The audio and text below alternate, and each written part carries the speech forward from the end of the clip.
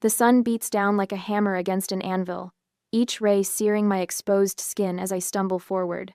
My throat feels like sandpaper, my tongue swollen and useless in my mouth. I check my phone again, one flickering signal bar that appears and vanishes like a mirage. Please, I whisper to no one, my voice lost in the vast emptiness of the Arizona desert. Please connect. I press the emergency call button for the 5th time, watching the screen with desperate intensity. The call drops immediately. Again. 45 minutes ago, life had been normal. Bella and I were driving back from Tucson, the air conditioning struggling against the afternoon heat.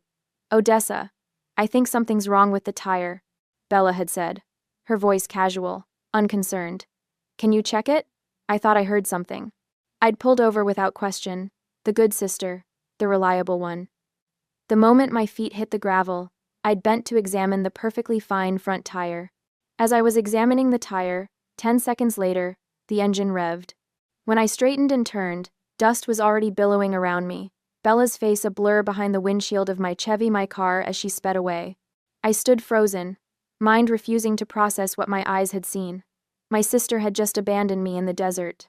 I stumble over a rock now, catching myself before I fall. The memory of finding those papers in Dad's study last week burns hotter than the sun overhead. College tuition receipts for Bella, thousands of dollars neatly filed away, while I worked double shifts at Rosie's Diner to put myself through community college. 7 years of waitressing, saving every tip, working holidays and weekends to finally buy that used Chevy. My car, my freedom, my only real possession. Just until I get on my feet, Bella had said the first time she borrowed it without asking, then the second time, and the 10th. I'd finally stood up at dinner 3 nights ago, palms flat against the kitchen table. I'm selling the car. I got a job offer in Phoenix. The silence had been immediate, heavy. Mom and Dad exchanged a look I'd seen 1,000 times before. That's the family car, Odessa, Dad had said. Not a question, but a statement of fact. But it's in my name, I'd replied. The registration papers clutched in my hand like a shield. I paid for it. Every cent. Your sister needs it more than you do, Mom had added, the familiar refrain that had followed me since childhood. When Bella went to summer camp while I stayed home to help around the house. When Bella got new school clothes while I got hand-me-downs. When Bella's college was paid for while I worked and studied and worked some more. The memories blur together as heat waves ripple across the desert floor. I think of my childhood bedroom, walls bare while Bella's room overflowed with posters and trophies. I think of the keys always missing from my purse, of plans canceled because Bella needs the car tonight. I'd finally said no yesterday when Bella asked to borrow the car again, just one simple word that had felt like swallowing broken glass. No. No. Dad's face had darkened immediately. Family comes first in this household, Odessa Lynn. You know that. Mom's eyes had filled with tears. After everything we've done for you. I'd looked between them. These people who had raised me to believe I was less deserving than my sister. And something had shifted inside me. A lifetime of bending until I nearly broke. The car is in my name, I'd said, my voice steadier than I'd expected. I worked for it. I'll decide what happens to it. The shock on their faces had been almost worth the chill that followed, the silent treatment as I prepared for bed. Almost worth it. Not worth this. And now, as reality strikes back, I shield my eyes, scanning the horizon for any sign of civilization. Nothing but scrubland and cacti. My phone shows no service now, not even a flickering bar of false hope. The irony doesn't escape me. All those years working for independence, and here I am, completely dependent on the mercy of strangers if any happen to drive by this desolate stretch of highway. My foot catches on something, and this time I do fall, hands scraping against the rough ground. I taste blood as I push myself back up, legs trembling with exhaustion. Family comes first. The words echo in my head, taking on new meaning with each painful step. Yes, family comes first. But after today, I'm redefining what family means. If I survive this desert, if I make it back to civilization, nothing will ever be the same. I'll never again be the Odessa who gives and gives until there's nothing left. The registration papers for my car are still in my wallet, pressed against my hip as I walk. My car, my life, my choice. I take another step forward, then another.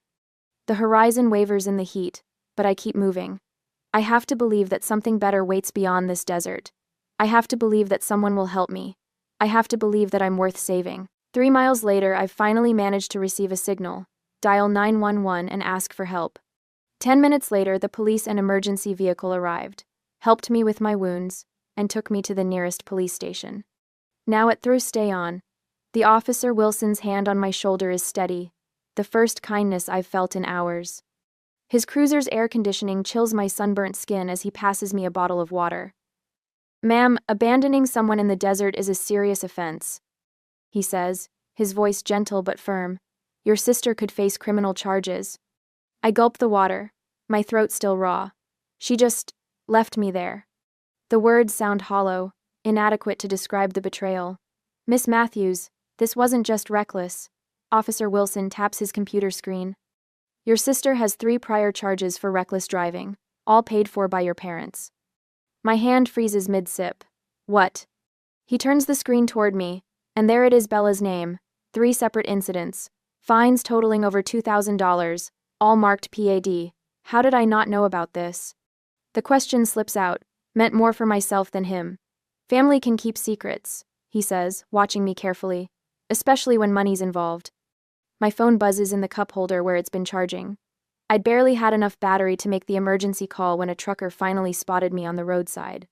3 missed calls from Mom. 5 from Dad. 1 text from Bella. "They're freaking out. Just come home and we can fix this." Suddenly, a burst of messages arrive. My mom accidentally added me into a group chat I have never seen before. I scroll up through the message history, looking for some explanation, when I see the pattern of their plan. "She's being stubborn about the car. We need to teach her a lesson." My stomach lurches. I keep scrolling. "Dad, don't do anything drastic." "Mom, just make sure the car stays in the family. If she can't sell it, she can't leave." "Bella, I'll handle it. She'll realize she needs us." Officer Wilson notices my hands shaking. "Miss Matthews, are you all right?" "They planned it," I whisper, turning the phone so he can see. "They wanted to strand me." "Ah." His expression hardens as he reads. "This changes things. This is premeditated. Abandonment and unauthorized use of a vehicle." I close my eyes, memories washing over me like the desert heat. The family loans I was pressured to give $500 for Bella's spring break trip, $300 for her phone bill when she'd spent her money on concert tickets. My account balance perpetually hovering near zero while I paid for family expenses. "I kept every receipt," I murmur, opening my eyes. "Every bank statement. I didn't know why I was saving them." "Dennett?" "That was smart," Officer Wilson says, typing something into his computer. "Documentation matters in cases like this." Cases? The word feels foreign on my tongue. Financial exploitation often accompanies emotional abuse. He speaks matter-of-factly, without judgment. "Your registration and insurance are in your name?" I nod, pulling my wallet from my pocket. The registration is still there, folded and worn but intact. "I'd like to introduce you to someone," he says, starting the cruiser. "Judge Martin regularly comes to your diner, I believe?" He offers free legal consultations. My temporary waitressing job, 7 years and counting. How many opportunities had I declined because family needed me? The manager position I turned down last fall. The night classes I dropped when Bella needed transportation to her social events. "I have a friend," I say suddenly, surprising myself. "Jackie from work. She mentioned her spare room once." Officer Wilson nods. "Good. You shouldn't go back to that house tonight." My phone buzzes again, Dad calling. I silence it. "We'll need to get your car back," Officer Wilson continues. "I can escort you there tomorrow." The thought of facing them sends a wave of nausea through me, but I straighten my shoulders. Tonight. I want my car tonight. An hour later, we pull into my parents' driveway. My Chevy sits in its usual spot, dusty from the desert roads. Jackie waits in her Honda at the curb, a silent promise of sanctuary. Mom opens the door before we reach it, her practiced tears already flowing. "Odessa, thank goodness you're safe. We've been so worried." Behind her, Dad stands with his arms crossed. Bella peeks from the hallway, her expression unreadable. "Miss Isabella Matthews?" Officer Wilson's voice carries an authority I've never possessed. "I need to speak with you about abandoning your sister in a life-threatening situation." "It was just a misunderstanding," Mom interjects, reaching for my arm. I step back, her fingers grasping air. "We have the text messages, Mrs. Matthews," Officer Wilson says calmly. The color drains from her face. "I'm taking my car," I say, my voice steadier than I feel. "And my things." "You can't just," Dad begins. "Actually, sir, she can." Officer Wilson interrupts. "The vehicle is registered in her name. Using it without permission is a criminal offense." Bella steps forward, tears welling in her eyes. "Dessa, I'm sorry. I didn't think." "Save it." I cut her off, the nickname I once loved now sounding like an insult. I saw the texts. 10 minutes later, and one small suitcase, I walk to my car, hands trembling as I unlock it. Officer Wilson supervises as I transfer my essential belongings into the backseat: clothes, documents, the small lockbox containing my savings passbook. When I slide behind the wheel, my hands grip the steering wheel like it's a lifeline. In the rearview mirror, I see my family frozen in the doorway, their perfect facade finally cracking, pressured by Officer Wilson. I drive away, following Jackie's taillights, toward a future suddenly, terrifyingly my own. 2 weeks later, after I move to my friend's house at work, the whispers follow me like a shadow through Martha's diner. They cling to the worn vinyl booths where I've served countless plates of meatloaf special, an apple pie a la mode for 7 years. "Did you hear about poor Marianne's daughter? Mrs. Caldwell's voice carries from table 8, intentionally loud enough for me to catch as I refill coffee mugs. Apparently she's having some sort of breakdown. Left home without a word." I steady the coffee pot, my knuckles white around the handle. 3 tables to go. Just keep pouring. "Well, after what happened in the desert," her companion replies, voice dropping to a theatrical whisper. "Frank at the sheriff's office said Bella's story checks out. The girl's been unstable for months." The coffee sloshes over the rim of a mug, narrowly missing Mr. Henderson's newspaper. He glances up, offering a smile that doesn't quite reach his eyes. "No worries, Odessa. Heard your folks are worried sick about you." The diner suddenly feels too small, the air too thick. 2 weeks since the desert, since Officer Wilson drove me to Jackie's apartment with my rescued car. 2 weeks of my mother's carefully cultivated stories spreading through our town of 8,000 souls. "More cream, please, Mr. Henderson adds, studying my face with uncomfortable intensity. I nod and retreat to the counter where Jackie works the register, her eyes tracking me with concern. "Vultures," she mutters. "All of them." The bell above the door jingles. My father steps inside, his Sunday suit pressed and perfect at 2 p.m. on a Tuesday. The diner falls silent as conversations pause, forks hover midair, and every eye watches this public performance. "Odessa." His voice carries the weight of authority he's wielded my entire life. "Your mother hasn't slept since you left." 7 customers, 3 waitresses, and Martha herself all pretend not to listen. I feel my shoulders curve inward, the familiar posture of making myself smaller in his presence. "We need to talk, daughter." "In private." I glance toward Martha, who stands with arms crossed behind the counter. She gives a subtle nod toward the back hallway. Permission to step away. More than that, permission to choose. "I'm working, Dad."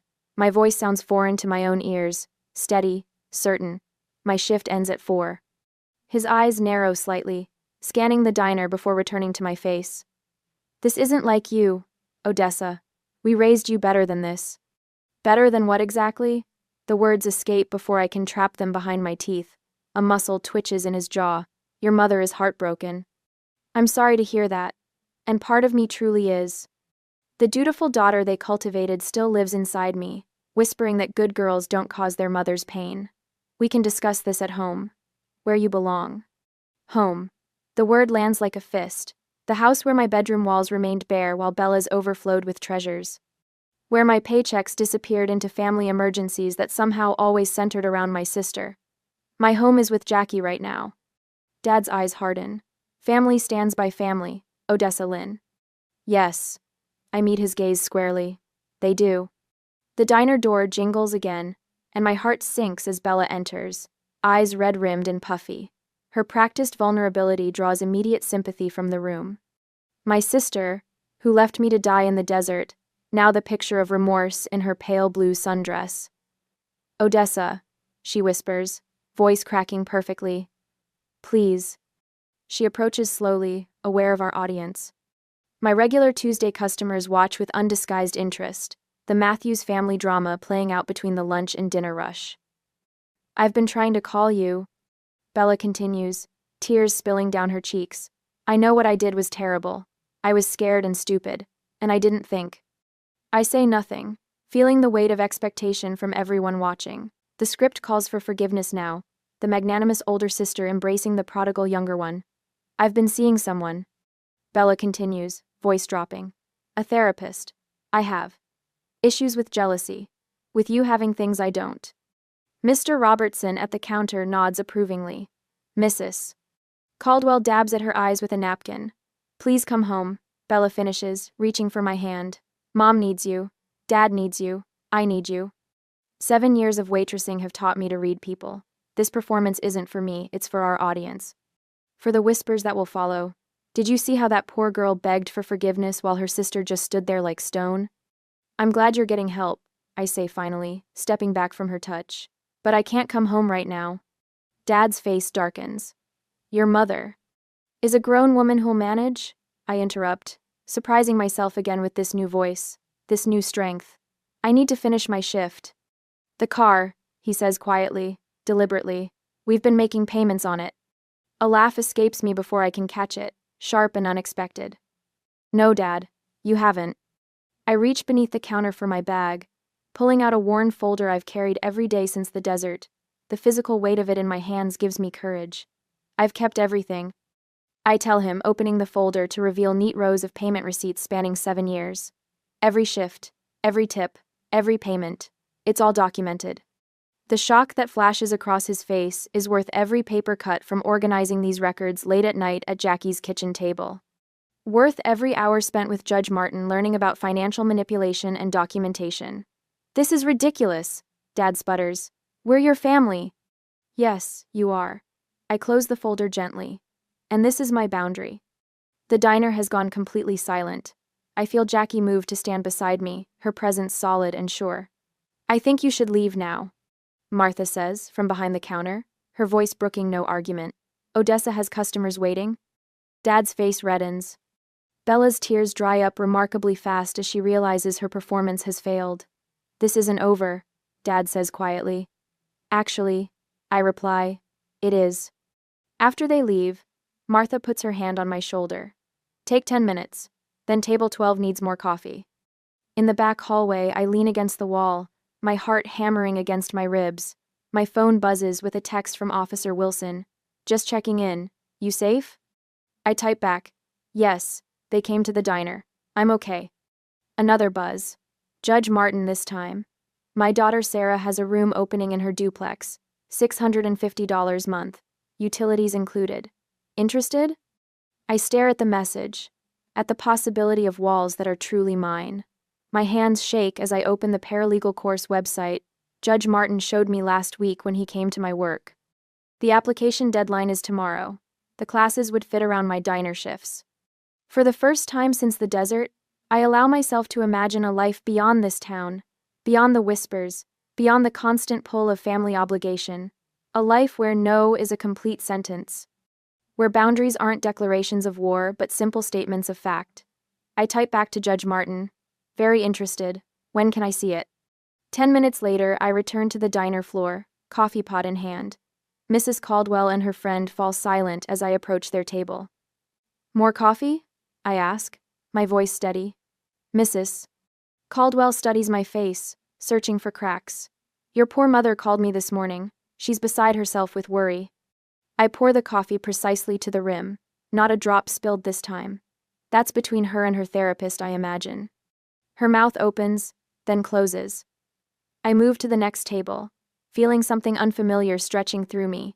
Not quite peace, not quite power, but something close to both, growing stronger with each step I take. A week later, I decided to fully escape from my family, so I came to collect all the things that are left at the house. The police cruiser idles at the curb, a silent guardian as I slide the last box into Jackie's hatchback. Officer Wilson stands with arms crossed, his presence transforming my childhood home into unfamiliar territory. Need anything else from inside, Miss Matthews? He asks, sunlight glinting off his badge. Just one more thing.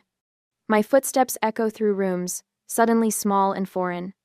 In my bedroom, stripped of everything except the furniture that was never truly mine, I run my fingers along the windowsill, where I once pressed my forehead against cool glass, dreaming of escape. The walls hold 17 years of whispered plans, of calculations scribbled by flashlight, of promises I made to myself while Bella's laughter floated from downstairs. Mom appears in the doorway, her face arranged in the expression that once paralyzed me with guilt. "Odessa, please, we can talk about this like adults." I say nothing, moving past her with measured steps. "Your father hasn't slept since you left," she calls after me. "Is that what you wanted?" The words slide off me like rainwater. My silence is unfamiliar to her, a language she can't manipulate. In the living room, Dad paces near the fireplace, while Bella perches on the couch, mascara-smudged eyes watching my every move. "That car contains personal gifts I purchased," Bella announces as I reach the door. "I should at least get those back." I turn, finally meeting her gaze. "Itemize them. Send the list to Officer Wilson. With receipts." Her mouth opens, then closes. We both know no such receipts exist. Outside, I slide into Jackie's passenger seat. Through the windshield, I watch my family's tableau, 3 figures framed in the doorway, suddenly powerless without my participation in their drama. "Done?" Jackie asks, starting the engine. "Done." 40 minutes later, I sit cross-legged on Jackie's floor, laptop balanced on my knees. My finger hovers over the button, hesitating only briefly before clicking publish. The car listing goes live, priced just below market value to guarantee a quick sale. I close my eyes, breathing deeply as I create a new email address, separating my digital identity from the one my family knows. That night, my phone vibrates against the hardwood floor. Dad's number. I silence it without looking at the message, adding it to the growing collection of unheard threats and manipulations. "Your father called the landlord," Jackie says, appearing in the doorway with 2 mugs of coffee. "Tried claiming you have outstanding debts that make you a rental risk." I accept the coffee, unsurprised. "What did Mr. Grayson say?" "Told your dad he's known you since you were 16 bussing tables, and maybe he should worry more about his own credit score." She grins, sitting beside me. Small towns cut both ways. My phone lights up again, Mom's number. Against better judgment, I glance at the message preview. "Emergency room. Please call. It's serious." 10 minutes pass. 20. My hands shake slightly, muscle memory of decades of urgent family summons, but I continue typing job application answers, letting the phone sit untouched. An hour later, it buzzes with a text from my cousin Sarah. "For your information, your mom's fine. Playing bridge at Aunt Linda's. Thought you should know." The knot in my stomach loosens. Another test failed. Morning brings unexpected allies. My regular customers at the diner have formed a protective circle after Bella's tearful performance yesterday. My sister posted a heartbreaking message on Facebook but got laughed at. "Mrs. Abernathy" stops me between coffee refills, her weathered hand catching mine. "Heard about that social media nonsense your sister posted," she says. "Don't you worry. We set the record straight at Bible study." Days later, the pastor's wife pointedly asks about my desert ordeal, while Bella stands frozen at the pharmacy counter. Officer Wilson mentions the abandonment case at the hardware store, where Dad buys his fishing gear. Judge Martin speaks quietly with our church elders about troubling family patterns after Sunday service. The town's invisible communication network, once weaponized against me, now carries a different current. Then one Monday morning, my phone chimes with an email notification. The car sold. Full asking price, cash, pickup tomorrow. My ticket to Phoenix made real. 30 minutes later, a court clerk calls. "Miss Matthews, your restraining order hearing has been moved up." Judge Franklin reviewed the evidence, particularly the prior driving incidents. "It's been granted." I hang up, hands steady for the first time in weeks. 2 hours later, another call, my potential employer in Phoenix. "We'd like to offer you the position," the HR director says. "Actually, we can do a bit better than the salary we discussed." That evening, Dad calls from an unfamiliar number. His voice lacks its usual resonance when I answer. "We should negotiate," he says, the word foreign in his mouth. "Come to some arrangement that works for everyone." I watch the sunset through Jackie's kitchen window, the same Arizona sky that witnessed my abandonment now bearing witness to my rebirth. "There's nothing to negotiate," I tell him quietly. I'm not asking for anything from you anymore. I end the call as Mom's church friend Elaine texts. Thinking of you. Missed your mother at the fundraiser tonight. Several people asking questions. Their world is shrinking just as mine expands. The scales rebalancing, finally and completely. A week later, on Tuesday afternoon, after I finish the shift, the letter trembles in my hand as I read it again, the handwriting unmistakably belonging to Mrs. Pearson, our family friend of 20 years. Your father's heart condition has worsened with the stress. The doctor says family healing is critical to his recovery. Your mother promises things will be different now. Please come for one last family dinner before you leave town, Thursday at 6. I fold the paper along its creases and tuck it into my pocket. The familiar weight of manipulation settles in my stomach, but something has changed. The sensation no longer cripples me. I have called the doctor to check my father's condition, and the doctor confirmed he hasn't seen my dad in months. You don't have to go, Jackie says from her position on the couch, feet propped on a coffee table scattered with paralegal textbooks. That's the thing about boundaries. You get to enforce them. Ow. I know. I zip my overnight bag shut. Phoenix awaits on Friday, new apartment, new job, new life. But I need this. For me. Jackie twirls her car keys. I'll wait outside. First sign of trouble, I'm coming in with air horns and confetti. I just nod and finalize packing. On Thursday evening, the drive to my childhood home passes in silence. Each landmark, we pass the diner where I worked double shifts, the bank where I deposited every tip, the high school where Bella was homecoming queen while I worked weekends, feels like turning pages in a book I've finally finished reading. Jackie parks across the street. You've got this, she says, squeezing my hand. Remember what Judge Martin said. Don't engage with emotional manipulation. Stick to facts. I recite the words that have become my mantra. And I deserve peace. My parents' house looks smaller somehow. The front door opens before I reach it, my mother appearing with arms outstretched, wearing the yellow cardigan she saves for church and family photos. Odessa, she whispers, voice thick with rehearsed emotion. You came. I step past her embrace. For closure, not reconciliation. The dining room tableau could win awards for calculated nostalgia. My father sits at the head of the table, his face arranged in a mask of patriarchal concern. Bella occupies her usual place at his right hand, eyes red-rimmed and darting nervously toward me. My childhood favorites crowd the table: fried chicken, mashed potatoes, green bean casserole. Photo albums stand propped against the centerpiece. A medical prescription bottle sits prominently near my father's water glass. Sit down, Odessa. Dad gestures to my old spot. Family dinner isn't complete without everyone present. I remain standing, clutching the folder I brought. How's your heart condition, Dad? His hand reflexively touches his chest. The doctor says stress is the primary factor. Interesting. I set my folder on the table. Because I called Dr. Winters 2 days ago. He hasn't seen you in 8 months, and your last checkup showed perfect cardiac health. The silence expands like desert heat. Dad recovers first. Blood is thicker than water, Odessa. Whatever issues we've had. That's not even the correct quote. I interrupt. The full proverb is, the blood of the covenant is thicker than the water of the womb. It means, chosen relationships are stronger than forced family ties. It means, Bella pushes forward, tears spilling. I was jealous of your independence. The way you always knew what you wanted. I'm so sorry about the desert. I didn't come for apologies. I open my folder. I came because I needed to understand why. One by one, I lay out my evidence. A childhood calendar color-coded to show Bella's activities versus my chores. Bank statements highlighting thousands spent on her while I worked. Psychology articles about golden child, scapegoat dynamics, highlighted passages glowing under the dining room light. What is all this? Mother's voice wavers. Documentation. I tap the folder. Every missed school event because someone needed to help at home. Every time my car was borrowed without permission. Every family emergency that mysteriously coincided with my job interviews. My father's face darkens. You kept records? Against your own family? I kept records because no one else acknowledged my reality. My voice remained steady, surprising even me. I needed to prove to myself I wasn't crazy. My mother rises, hands fluttering. After all we've done for you.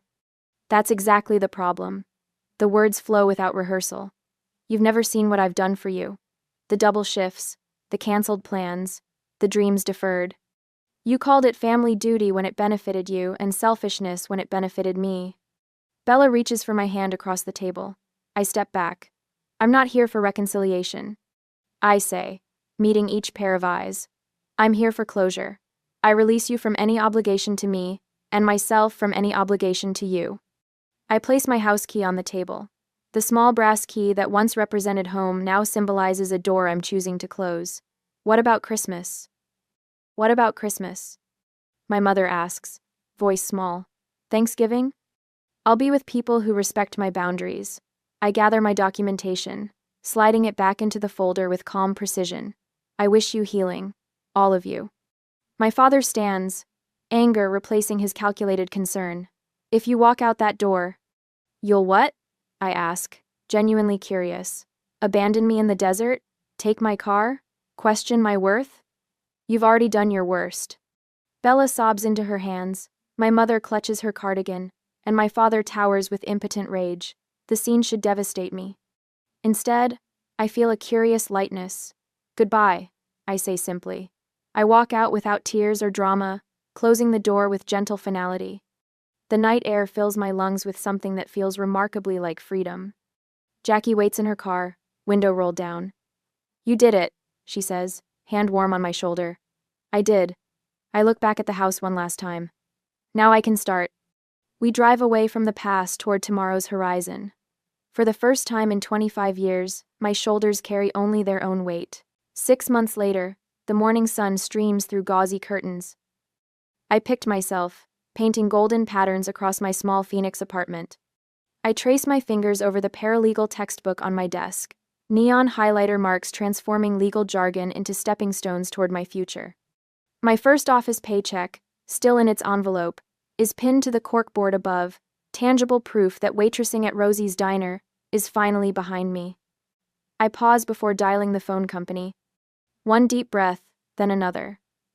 I'd like to change my number permanently, I tell the customer service representative, my voice steady. When she asks if I want to notify anyone of the change, I simply say, no thank you. The small click as I hang up feels monumental. 6 months later, I'm driving my new-to-me Honda along that same stretch of desert highway. The steering wheel feels different under my hands, this car purchased with my own money, chosen for reliability rather than someone else's approval. I recognize the mile marker where Bella abandoned me, but today I pull over by choice. The Arizona sunset transforms the landscape into a watercolor painting, crimson and gold washing over sand and cacti. I step out, boots crunching on gravel, and breathe deeply. The vastness that once terrified me now feels like possibility stretching toward the horizon. You're making progress, doctor. Schaefer told me during yesterday's therapy session. Boundaries aren't walls, they're healthy definitions of where you end and others begin. Those boundaries have allowed me to build something new. Tuesday potlucks with coworkers, weekend hikes with Phoenix locals who've become friends. Sunday afternoons volunteering at Desert Bloom Women's Shelter, where I sit across from women whose eyes mirror what mine once held. I understand feeling trapped, I tell them, and mean it. Last Christmas, instead of forcing myself through another performance of family harmony, I drove to Jackie's parents' house 3 hours north. Her mother hugged me without expectation. Her father carved the turkey without commentary on my life choices. They asked questions and actually listened to my answers. The apartment buzzer interrupts my memories of the desert, my housewarming gathering modest but meaningful. Officer Wilson arrives first, having driven up from my hometown with Judge Martin. Place looks good, Wilson says, handing me a potted cactus. Suits you strong, independent? Martha from the diner bustles in bearing her famous apple pie. Finally, she says, squeezing my hand, someone appreciated your worth. Later, glasses raised in my living room, Judge Martin offers a toast to new beginnings and found family. The support group I started meets Thursdays in the community center. Family Scapegoats Anonymous sounds dramatic, but the relief on people's faces when they realize they're not alone is worth any awkwardness. Last week, I received an anonymous letter from my hometown. Watching you stand up for yourself gave me courage to do the same. When Bella's number appears on my phone after she begged Jackie for it, I answer calmly. I listen to her explanations, her tentative olive branch. I wish you healing, I tell her when she finally pauses, but my boundaries remain. The simple peace I feel hanging up surprises me. Their approval or lack thereof no longer defines me. Today, driving with the windows down along the open highway, wind tangling my hair, I catch my reflection in the rearview mirror. The woman looking back has strength in her eyes and peace in her smile. The desert stretches endless and beautiful around me, no longer a trap but a testament to how far I've come. What would you have done in Odessa's place? Would you have pressed charges against your sister? Or was the restraining order enough? I stare at the official-looking envelope on my kitchen counter, the county courthouse stamp glaring back at me. My fingers tremble as I slide my thumb under the flap, tearing it open. The coffee mug warms my palm as I unfold the document inside. Request for emergency conservatorship. The mug slips from my grasp, shattering against the tile floor. Coffee splashes across my bare feet, but I barely register the burn. My mother's signature sits at the bottom of the page. Dad's authoritative scrawl beside it, and there Tessa's hurried, slanted name, mentally unfit to manage finances or property. The words swim before my eyes. 19 days. That's all it's been since we lowered Noah's tiny casket into the ground. Just 7 weeks since I buried Gavin. My husband, my son, both gone. I scan further down, my heart hammering against my ribs. The document specifically mentions Gavin's $930,000 life insurance policy, our family home, and the downtown investment property. Everything I have left. A sound escapes me, something between a gasp and a sob, as I sink to the floor beside the spreading puddle and broken ceramic. Noah's funeral flashes through my mind. My parents arrived 15 minutes late, my mother's eyes scanning the mourners as if taking attendance rather than paying respects. Tessa wearing a white sundress, at a child's funeral, her laughter carrying across the cemetery as she leaned against Dylan during the service. We're all grieving, Delaney, my mother had said later, her voice sharp when I'd turned away from her attempted hug. Don't act like you're the only one hurting. I hadn't responded then. What could I say? That I'd held my 10-year-old's hand as machines breathed for him for 27 days? That I'd watched his little chest rise and fall that final time while they were on a cruise, phones conveniently turned off? My hands shake as I reach for my cell phone. Naomi works at the courthouse. She'll know what this means, what I can do. They're claiming what? Naomi's voice rises through the speaker. Delaney, they can't just... The phone beeps with an incoming call. My mother's name flashes on the screen. I'll call you back. It's her. I switch calls, pressing the phone hard against my ear. Hello, Mother. Delaney, dear. Her voice carries that artificial lightness she uses when she wants something. I wanted to check if you received our paperwork. You mean the request to declare me mentally unfit? Yes, I have it right here. I press my palm against the cool tile floor, anchoring myself. It's for your own good, sweetheart. You're not thinking clearly. After everything with Gavin and Noah, how could you be? We're just trying to help until you're stable again. The trembling in my hands stops. Something crystallizes inside me, hard and sharp-edged. I'm thinking more clearly than I ever have about who you really are. A pause. Don't be dramatic. This is temporary. I laugh, a hollow sound that bounces off the kitchen walls. For 15 years, I've been their safety net, the responsible one. When Dad's business faltered, Gavin and I covered the $40,000 shortfall. When Tessa couldn't hold a job, I bought the investment property downtown and let her live there rent-free. Just until she gets on her feet, Mom had said. That was 3 years ago. If granted, this conservatorship would give them control of everything, my home, Gavin's insurance money, every financial decision. They'd been watching me grieve, calculating their moment. We love you, my mother says when the silence stretches too long. We just want what's best. I look at the shattered pieces of my favorite mug, coffee seeping into the grout between tiles. No, I say, my voice steadier than I've felt in weeks. You want what's mine.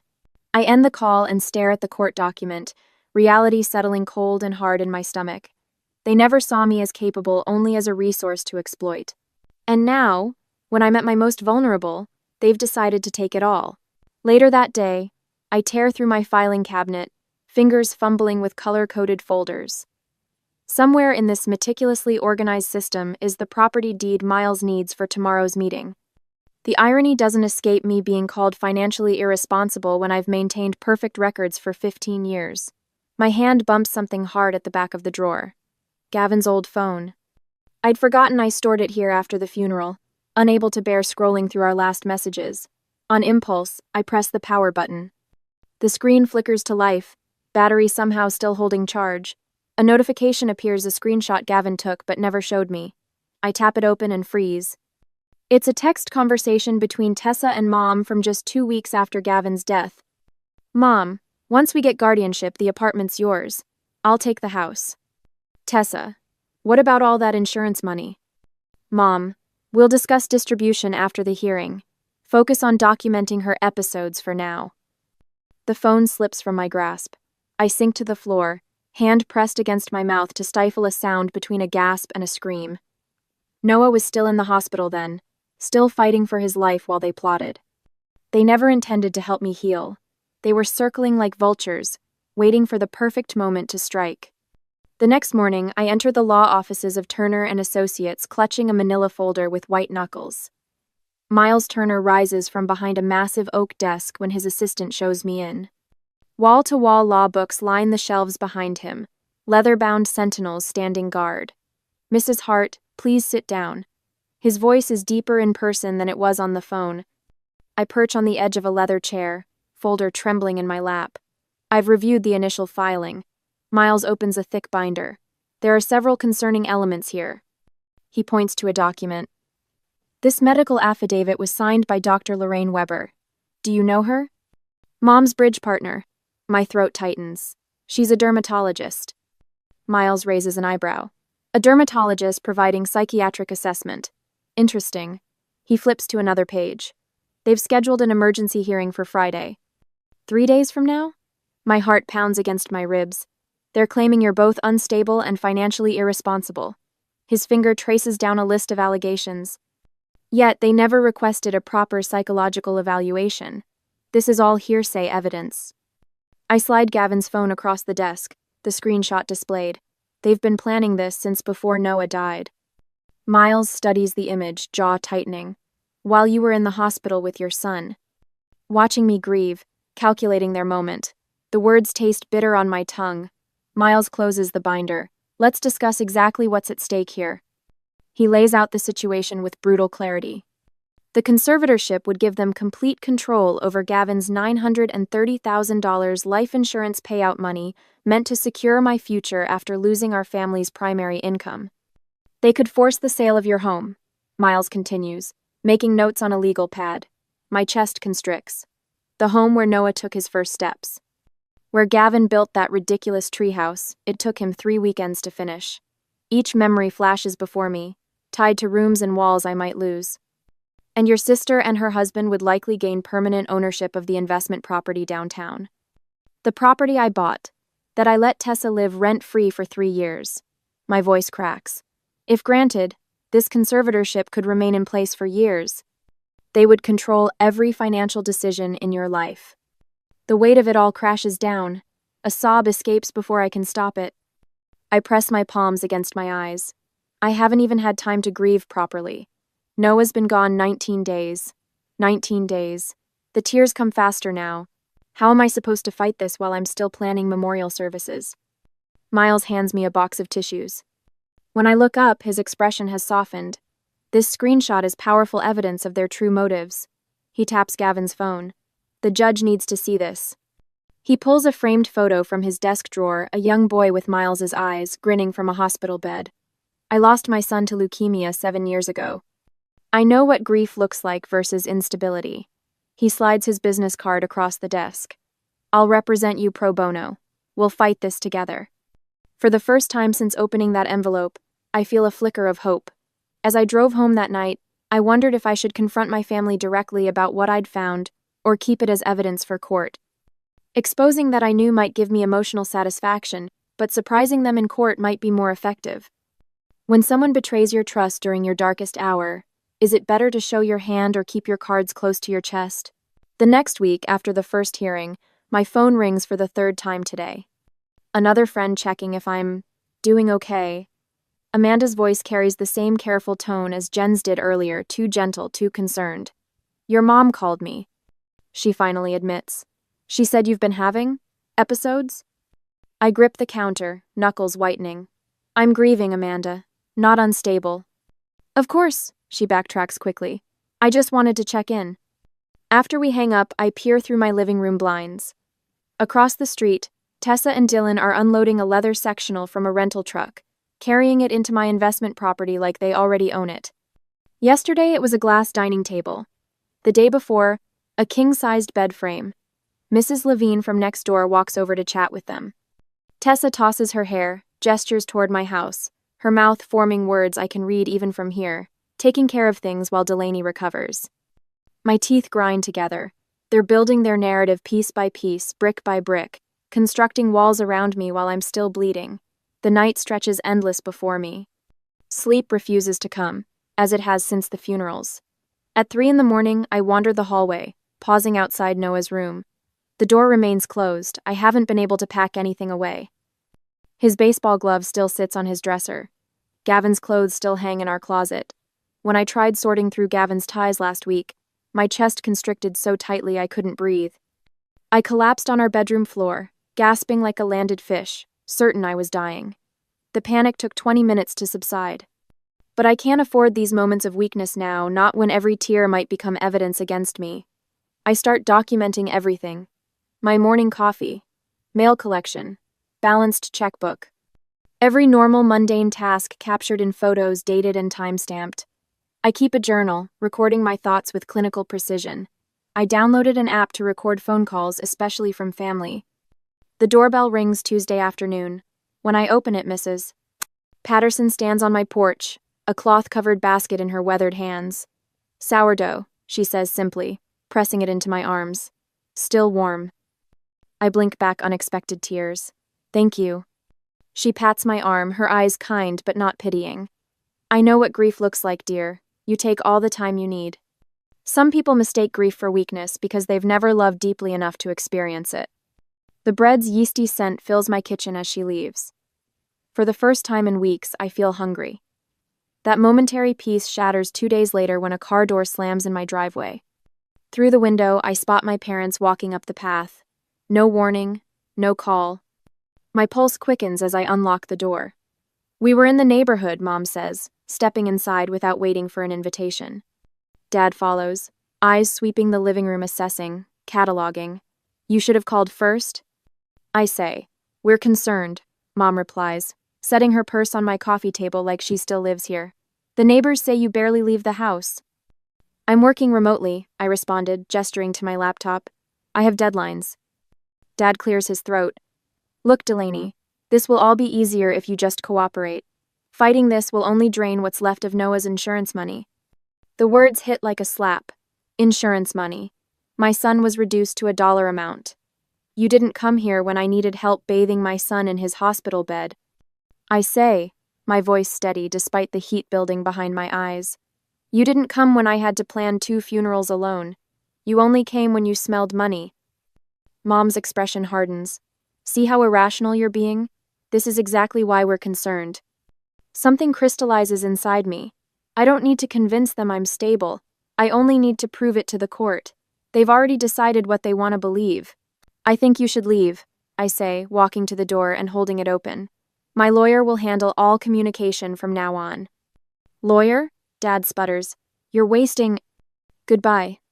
They leave, exchanging glances that promise this isn't over. But something has shifted inside me. For the first time since opening that envelope, I feel certain ground beneath my feet. Naomi arrives that evening with a bottle of wine and courthouse insider information. Judge Harrison's been assigned your case, she says. He's fair but formal. Expect everything by the book. Miles calls the next morning. I'm working through the weekend on this, he says. We've got solid counter-arguments. Even Mrs. Patterson stops by, bearing another loaf. I've watched you these past months, she says firmly. If they need character witnesses, count me in. Where my family dismisses and manipulates, these people listen. Where my parents see weakness, they see courage. Their support forms a scaffold around my crumbling edges. I find myself standing straighter, making eye contact again, speaking with a voice that no longer wavers. On Monday next week, I undergo an independent psychological evaluation. The doctor is thorough but kind, and her conclusion is unequivocal. I am grieving but entirely competent. Miles calls with news that evening. The judge rejected a similar case last year, he says, excitement in his voice.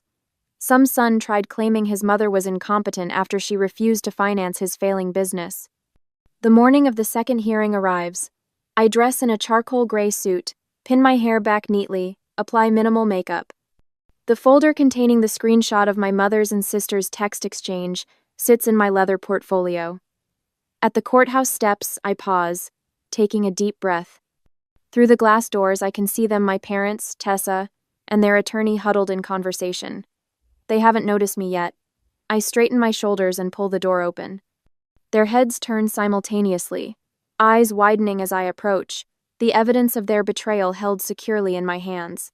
The courthouse bench feels cold beneath me as I sit beside Miles, my leather binder organized with color-coded tabs. Each section contains proof of my family's betrayal, bank statements showing years of financial support to my parents, property records for the apartment Tessa lives in rent-free, Noah's medical records documenting my constant presence while they vacationed. All rise, the bailiff announces. Judge Lowell enters, a woman in her 60s with silver-streaked hair and reading glasses hanging from a chain around her neck. Her expression remains neutral as she scans the courtroom, taking in my family seated across the aisle, their attorney whispering urgently into my mother's ear. Miss Hart, please present your evidence, Judge Lowell says after preliminary statements. I stand, my knees surprisingly steady. Your Honor, I've prepared documentation showing my consistent financial responsibility. I walk forward, placing the first folder on her bench. These bank statements show 15 years of financial support provided to my parents, including a $40,000 loan when my father's business struggled that was never repaid. My mother shifts in her seat. I continue, voice clear and calm. The second folder contains property records for the downtown apartment my sister has occupied for 3 years without paying rent. I've covered all maintenance costs and property taxes during this time. The judge flips through the documents, her brow furrowing. The third folder lands heaviest. These are my son Noah's medical records. My voice catches slightly, but I push forward. The sign-in logs show I was present every day of his 27 days in intensive care. You'll note my parents visited twice, my sister once. Judge Lowell's eyes narrow as she compares the visitor logs. My mother suddenly stands. She's putting on an act, Your Honor. You should see her at home crying constantly, barely functioning. This courtroom performance proves how manipulative she can be. The judge's gavel cracks sharply. Mrs. Hartley, you will not speak out of turn in my courtroom. Sit down immediately. My mother's face flushes as she sinks back into her seat. Their attorney rises, smoothing his tie. Your Honor, we have evidence of Miss Hart's emotional instability. He produces several photographs. These show the defendant sobbing uncontrollably at her son's grave lying on the ground, clearly distraught beyond normal grief. Judge Lowell examines the photos, then looks up, removing her glasses. Counselor, you're submitting pictures of a mother grieving at her child's grave as evidence of instability? I find nothing abnormal about these images. They show a parent mourning her son. The attorney stammers. But, Your Honor, what I find concerning, Judge Lowell continues, is your client's financial interest in this case. Mrs. Hartley, Mr. Hartley, what exactly is your interest in your daughter's assets? My father stares at his hands. My mother's mouth opens and closes without sound. When the judge asked if I wanted to countersue for legal fees and emotional damages, I hesitated. Would pursuing maximum penalties bring closure, or would simply winning my freedom be enough? At what point does justice become revenge, and when does mercy become weakness? Miles squeezes my hand under the table. Your choice, he whispers. Mrs. Patterson takes the stand next, her 70-year-old frame straight as a pin. She adjusts her cardigan and looks directly at the judge. I've lived next door to Delaney for 8 years. Since her husband and son died, I've watched her maintain her home, speak clearly with delivery people, and process her grief with remarkable grace. She cries, yes, but that's what humans do when they lose their family. Naomi's affidavit comes next, describing my composed reaction upon receiving the court papers. Despite obvious emotional distress, Miss Hart immediately sought legal counsel and documented the situation, Miles reads. Her response was measured and appropriate given the circumstances. The psychological evaluation follows Dr. Winter's clinical assessment confirming I'm experiencing normal grief response without impairment to decision-making capacity. Judge Lowell studies each document carefully, occasionally glancing at me with what appears to be growing respect. The rigid set of her shoulders softens slightly. The court finds these testimonies compelling, she says. Miles stands again.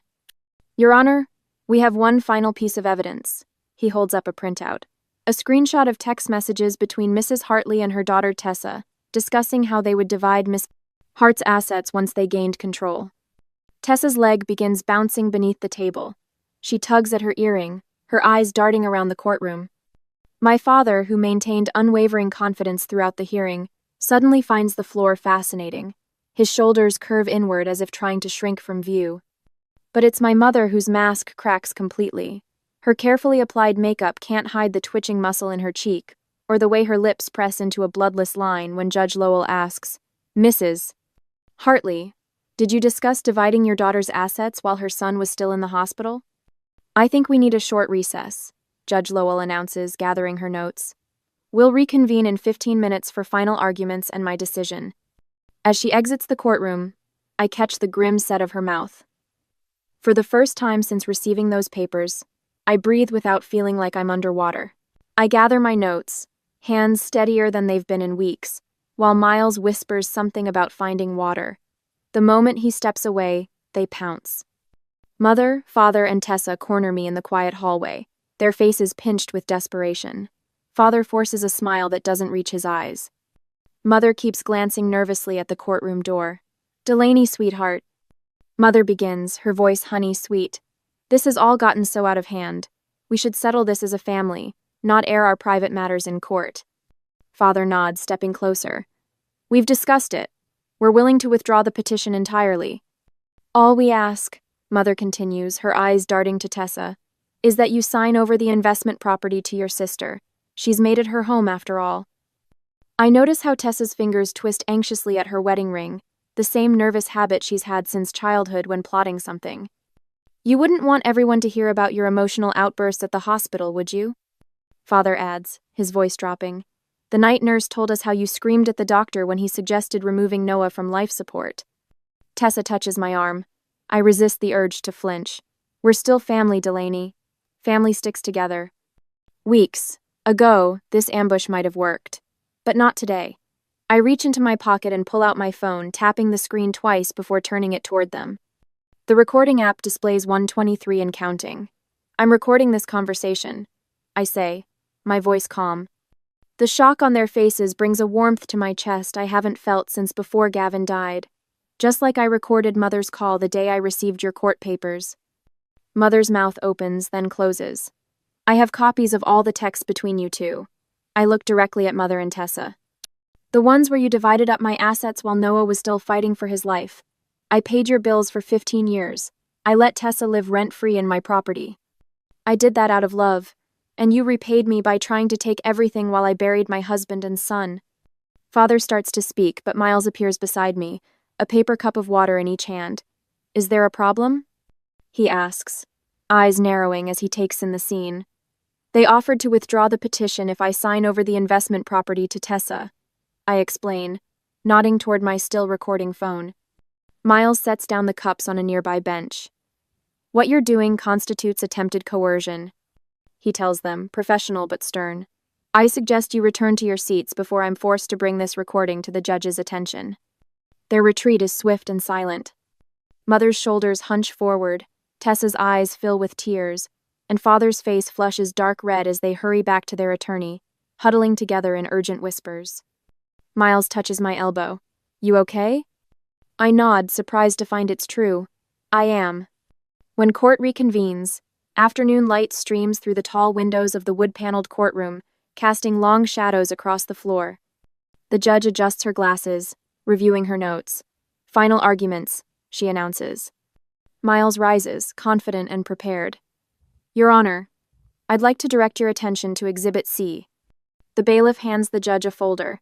Inside is the screenshot, the damning text exchange between my mother and sister. Objection. Their attorney interrupts, rising halfway from his chair. This evidence is being presented out of context. The context, Miles counters, is that these messages were sent while Miss Hart's 10-year-old son was in a coma following the armed robbery that took his father's life. The judge studies the messages, her expression hardening. I can't stay silent anymore. I stand, ignoring Miles's surprised glance. Your Honor, may I address the court? She nods, eyes curious. While my son was in a coma, they were dividing my assets. My voice breaks, but I push forward.